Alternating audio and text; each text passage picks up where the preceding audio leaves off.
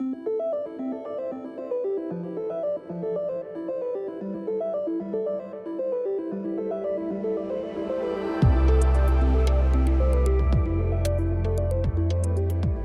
are walking the last year of this commission, and a lot of things have happened already. A lot of things are still to happen.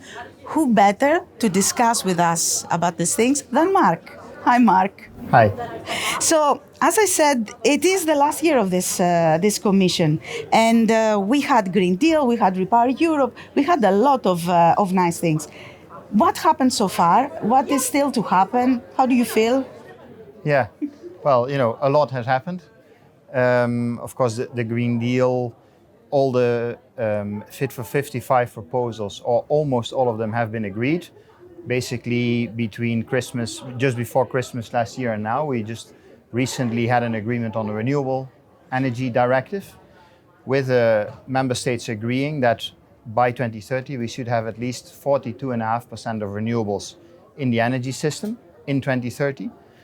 Which means more or less 70% of renewables in electricity. So, these are huge figures, achieving that in 7 years. So, of course, the legislation, most of that is agreed for the Green Deal, but now the real hard work starts, which is actually implementing it and making sure that we achieve all these objectives for 2030. Digitalisation is going to be a huge part of that, and we're not there yet. And not only we're not there, we see differences in various countries. So things are different, let's say, in the north than in the south when it comes to digitalisation. How are we going to tackle that? Yeah, no, of course. I mean, this goes for many issues in the EU, right? There is always differences, and it's also a good thing because we can learn from each other. I don't think in digitalization it's really a difference between the North and the South. We see many interesting initiatives and really countries or companies driving the digital agenda in the energy system in countries like Portugal or Denmark or Estonia. So it's really, it's not a North or South thing, but indeed there are differences, and some countries are going much faster at it than others. With the Digitalisation of Energy Action Plan that the Commission published last year in October, of course, one of our aims is to make sure that everybody moves to the same level of digitalization, moves at that we bring it to the same standard. Because in the end, if we talk about the energy system in Europe, and in particular the electricity system, it's one, right? It's one system in Europe. So we are only as good as the weakest link. So we really need to make sure that we all move forward, that we all digitalize and bring the system to a same level of quality. And for that, there are a few things that we are particularly focusing on now. One of them is around creating a European data space.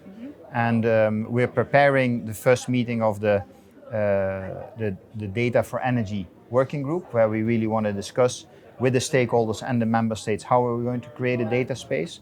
And for that, we are talking to many countries and initiatives here in Belgium, but also Denmark, Austria, individual projects that bring also a lot of countries together to really see what is the state of play of data exchange in different places, and what can we learn from that, and what is the added value that we need to do at European level. And one of the things that we need to do at European level is make sure that everybody in all member states sets up a basic data exchange system, and that is not happening yet everywhere.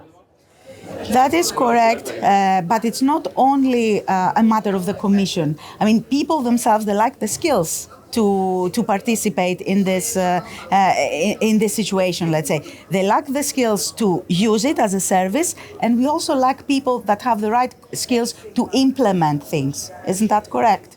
Yeah, no, definitely. I think. What are we going to do about it?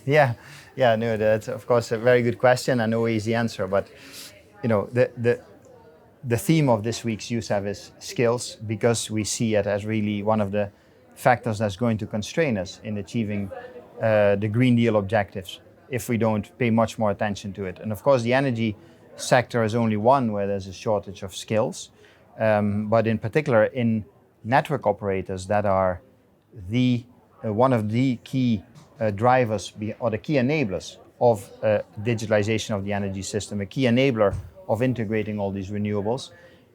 We see, if you look at the, let's say, the age profile of the workers there, that a lot of experience is going to retire, and we need young people to come in. And I think one of the things that we need to do is make working on networks a very, very interesting job. I think many people, when they talk about the energy transition, they think of building windmills or designing very fancy electrolyzers. And of course, this is also where, if we talk about targets, the policies and the political discussions focus on. But I think we see also everywhere, or more and more, that the real enabling factor to make all this happen is in the networks and the grids. And I hope that this also translates into attracting talented youth to come and work and contribute to digitizing the grid. What's next for the grid? Well, I would say investment, investment, investment. So in copper, in smartness, in digitalization, we need all of these things. If part of the Green Deal, of the Fit for 55, is phasing out of internal combustion engine cars by 2035, or not selling new ones anymore by 2035. So we want to electrify all passenger cars by 2035. That means huge investments in grids and charging points. We want to get rid of gas for heating, because that's not sustainable. And with the Russian invasion of Ukraine, it's even more pressing reason to get rid of gas as much as we can, or to save on gas consumption. So we also really need to go fast. One obvious solution there is heat pumps that use electricity. So we're electrifying a lot. It's going even faster than we thought, let's say 2 or 3 years ago, because of what happened in Ukraine. And all of that means that we need more grids, in particular at the local level. So it needs to become smarter, and we need more copper.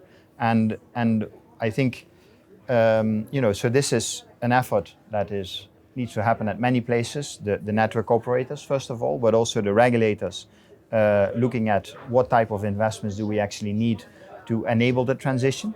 And cooperation, I think, is key to make sure that not every network operator tries to reinvent the wheel.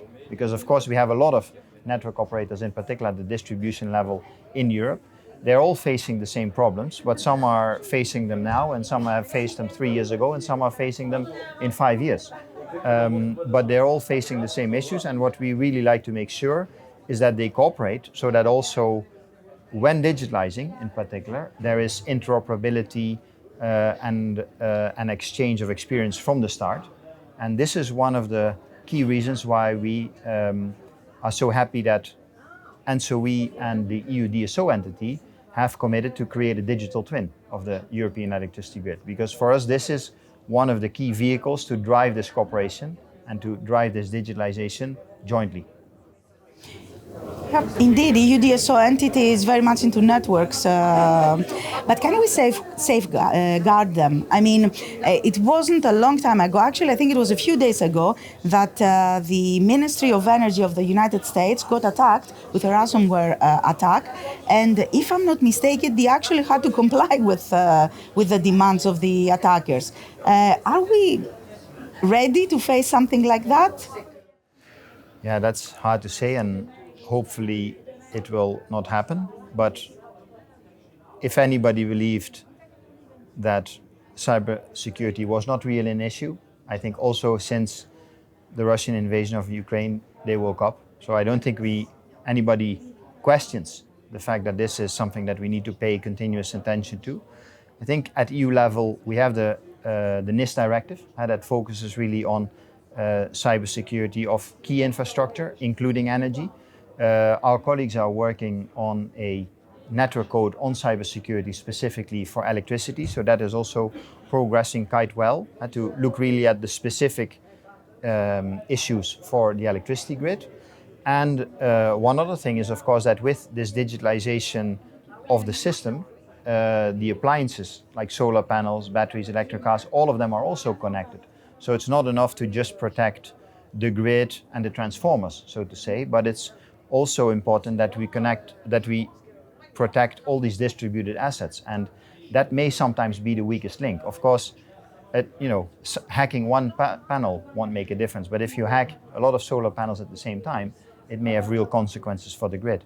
And the colleagues in DG Connect are paying a lot of attention to this distributed, let's say, the vulnerability of all these distributed assets with a specific legislative initiative that is currently being discussed. So I think we're addressing all these things. But the key of addressing it is recognizing that it's a continuous effort. So nothing of this is, okay, we address it and it is solved. It's very much about putting structures in place so that this is a continuous effort of all those that have to play a part and that have a responsibility in addressing cybersecurity. Exactly, it is a continuous effort, as is everything when it comes to the energy sector. And there's a lot of work to be done still, and we have really, really high ambitions for 2030 and 2050. Mark, are we going to make it? Of course, I cannot look into the future. I think that in the last years we have made great progress in terms of increasing the ambition, in terms of adopting legislation, so agreeing with the Parliament and the Member States of what we actually want to do. But I think everybody realizes that now actually making this happen is going to be at least as much a challenge as it has been in the last years. I think from the Commission point of view, we are really looking at how can we support this implementation. And that's going to be a real, that's also, not a question where we can just say, okay, we did it. It's going to require a continuous effort. And yeah, I am optimistic that we can, because I think if you look back at, let's say 2008 to when we agreed to have 20% renewables in the grid, people were saying, this is very ambitious and it will lead to blackouts and all kind of problems. We were in 2020, we were having more than 20% renewables in the energy system, and it's functioning perfectly well. So I think we can take pride and confidence in what we have achieved so far, realizing that it's only a support of showing what we are capable of, but nothing to show that we can relax and chill out. And on that very positive note, I would like to thank you for this discussion. Thank you very much. And thank you for watching. Please don't forget to like and subscribe.